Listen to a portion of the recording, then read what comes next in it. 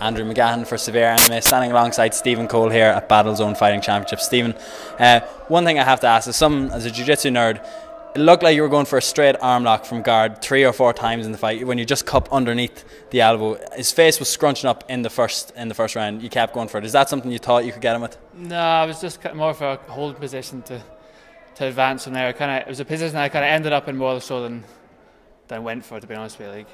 And in the first round as well, I saw you going for a heel hook.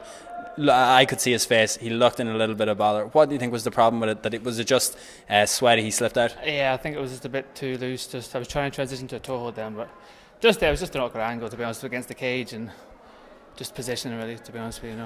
And one final thing on the fight, on your damage, I should say, your left, is it your left leg that took a little bit of a beating, or your right leg? I can feel it now. I didn't feel it too much in the fight, but I can feel it a bit now, right?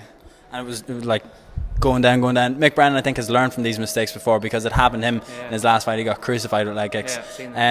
We go to the finish.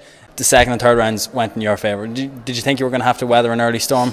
No, I'm always a bit slow to get going, but once I find my pace, then I'm good to go. So usually the later rounds probably favour me, to be honest with you.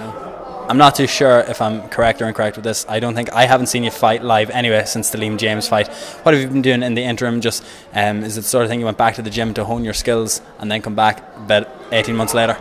Yeah, basically I was still training, just work commitments and other things, and as I said before, I lost the passion a wee bit, so I decided just to step away from competition more so than training, just to wait till I get the fire back, really. So I feel like now I'm back, and featherweight's the place for me. So.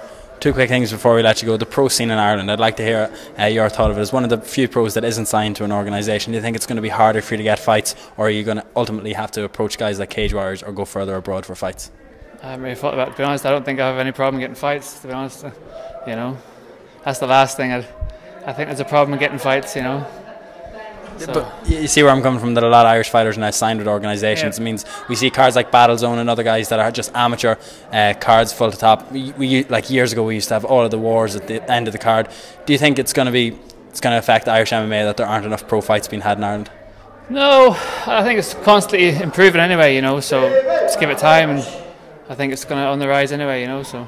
And finally, Stephen, one of the loudest supports of the night, and you're probably the man who travelled the furthest distance here. How many people came down, and what does it mean to you? There's probably 22 altogether, but every time they come, they always put on a show, so it makes a lot easier my job, to know I've got the support there. So thank you for coming down, folks. Excellent, Stephen. We appreciate the time. Cheers. Congratulations. Thank you. Thank you.